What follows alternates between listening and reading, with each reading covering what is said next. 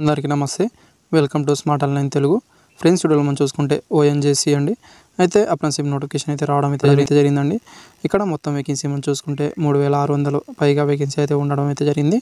ఆన్లైన్‌లో మీరు అప్లై అని చేయాల్సి ఉంటుంది. ఎలాంటి ప్రాసెస్ అయితే ఉండదండి. ఎగ్జామ్ అదేవిధంగా ఇంటర్వ్యూ అనేది ఏమీ ఉండదు. మీరు సింపుల్గా మీకు ఇక్కడ క్వాలిఫికేషన్లో వచ్చిన మార్క్స్ ఆధారంగా మీకు సెలెక్ట్ చేసి మీకు డాక్యుమెంట్ వెరిఫికేషన్ కోసం అయితే పిలవడం అయితే జరుగుతుంది.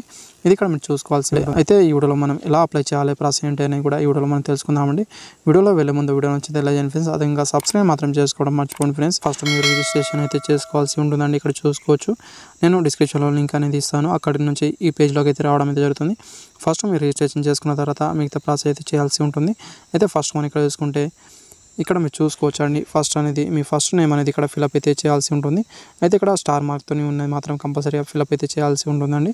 ఇక్కడ ఇది చూసుకోవాల్సి ఉంటుంది. ఫస్ట్ నేమ్ అనేది ఇక్కడ మీరు చూసుకుంటే మీ ఇన్సియల్ అనేది ఇక్కడ ఫిలప్ చేయొచ్చు అండి. నెక్స్ట్ మనం ఇక్కడ చూసుకుంటే మీ మిడిల్ నేమ్ అనేది ఫిలప్ చేయొచ్చు, ఉంటే ఫిలప్ చేయండి, లేకపోతే వదిలేయొచ్చండి. అయితే లాస్ట్ నేమ్ అనేది కంపల్సరీగా ఫిలప్ అయితే చేయాల్సి ఉంటుంది. ఇది ఇక్కడ చూసుకోవాల్సి ఉంటుందండి. ఆ తర్వాత నెక్స్ట్ మనం ఇక్కడ చూసుకుంటే ఈమెయిల్ ఐడి అనేది ఇవ్వాల్సి ఉంటుంది. ఇది కన్ఫామ్గా మీరు ఇవ్వాల్సి ఉంటుందండి. ఆ తర్వాత నెక్స్ట్ మనం చూసుకుంటే మీ మొబైల్ నెంబర్ అనేది ఇక్కడ ఇవ్వాల్సి ఉంటుంది. అదేవిధంగా మీరు పీడబ్ల్యూడీ క్యాండిడేట్ వాళ్ళైతే ఇది మీరు సెలెక్ట్ చేసుకోవాల్సి ఉంటుందండి. ఇక్కడ మీరు చూసుకోవచ్చు. మీరు దీంట్లో ఎస్ఐ అయితే ఉంటే మీ కేటగిరీ అనేది ఇక్కడ సెలెక్ట్ అయితే చేసుకోవాల్సి ఉంటుందండి. ఇక్కడ మీరు చూస్ చేసుకోవచ్చు. ఇక్కడ మీరు చూసుకోవచ్చు అండి. జనరల్, ఓబీసీ, అదేవిధంగా ఎస్సీ, ఎస్టీ అనేది మీది ఏదైతే అది ఇక్కడ ఫిలప్ అయితే చేయాల్సి ఉంటుంది. ఆ తర్వాత కేటగిరీ సర్టిఫికేట్ అనేది మీ క్యాస్ట్ సర్టిఫికేట్ అనేది నెక్స్ట్ అయితే ఇక్కడ ఫిలప్ అయితే చేయాల్సి ఉంటుంది. ఇది చూసుకోవాల్సి ఉంటుందండి. తర్వాత డేట్ ఆఫ్ బర్త్ అనేది ఇక్కడ సెలెక్ట్ అయితే చేసుకోవాల్సి ఉంటుందండి. నెక్స్ట్ మీ మదర్ నేమ్ అనేది ఇక్కడ అయితే ఇవ్వాల్సి ఉంటుందండి. ఇక్కడ చూసుకోవచ్చు. ఇక్కడ మీ మదర్ నేమ్ అనేది ఇవ్వాల్సి ఉంటుంది. అదేవిధంగా మీరు పాస్వర్డ్ అనేది ఇక్కడ సెట్ అయితే చేసుకోవాల్సి ఉంటుందండి. ఇక్కడ మీరు చూసుకుంటే ఒక స్పెషల్ క్యారెక్టర్, అదేవిధంగా ఒక క్యాపిటల్ లెటర్, అదేవిధంగా మీరు పాస్వర్డ్ అనేది ఇలా పెట్టుకోవాలని ఇక్కడ చూసుకుంటే smartonline@12 అనేది ఇలా అయితే మీరు పెట్టుకోవచ్చు. అదేవిధంగా కన్ఫర్మ్ పాస్వర్డ్ అనేది మరోసారి అయితే ఇవ్వాల్సి ఉంటుందండి.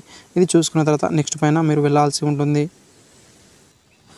తర్వాత మనం ఇక్కడ చూసుకుంటే మీ వర్కింగ్ సెంటర్ డీటెయిల్స్ అనేది ఇక్కడ ఫిలప్ అయితే చేయాల్సి ఉంటుంది. ఇంకా ఇక్కడ చూసుకుంటే మీరు ఏ సెక్టర్ కింద మీరు అప్లై అనేది చేయాలనుకుంటున్నారు అనేది ఇక్కడ చూస్ చేసుకోవాల్సి ఉంటుందండి. ఇక్కడ కాకినాడ, రాజమండ్రి చాలా ఉంటాయండి.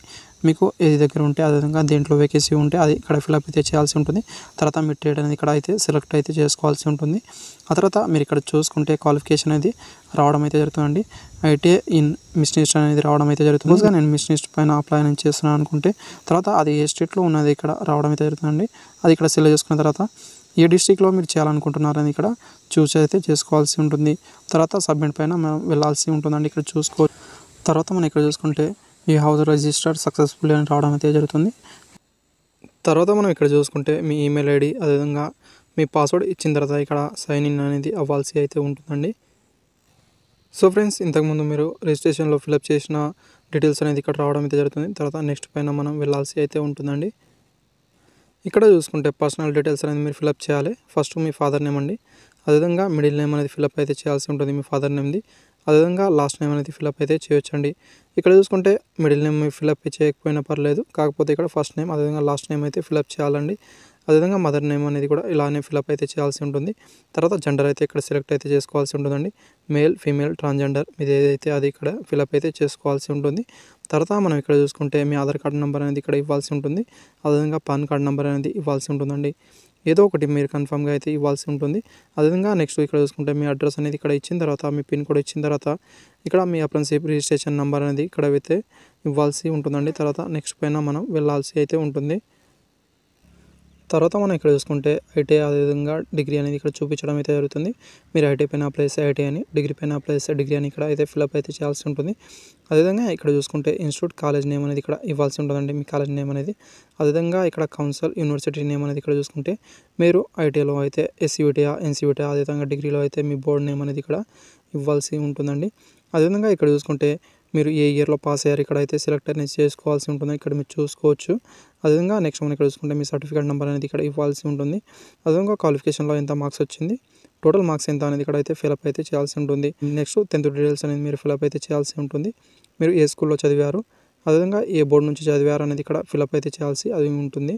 అదేవిధంగా నెక్స్ట్ చూసుకుంటే మీరు ఏ ఇయర్లో పాస్ అయ్యారని ఇక్కడ అయితే ఫిలప్ అయితే చేయాల్సి ఉంటుంది. తర్వాత మీకు ఎస్ఎస్సిలో ఎంత మార్క్స్ వచ్చిందో ఇక్కడైతే ఇవ్వాల్సి ఉంటుంది. అదేవిధంగా టోటల్ మార్క్స్ ఎంత ఉండే అనేది ఇక్కడ ఫిలప్ అయితే చేయాల్సి ఉంటుంది.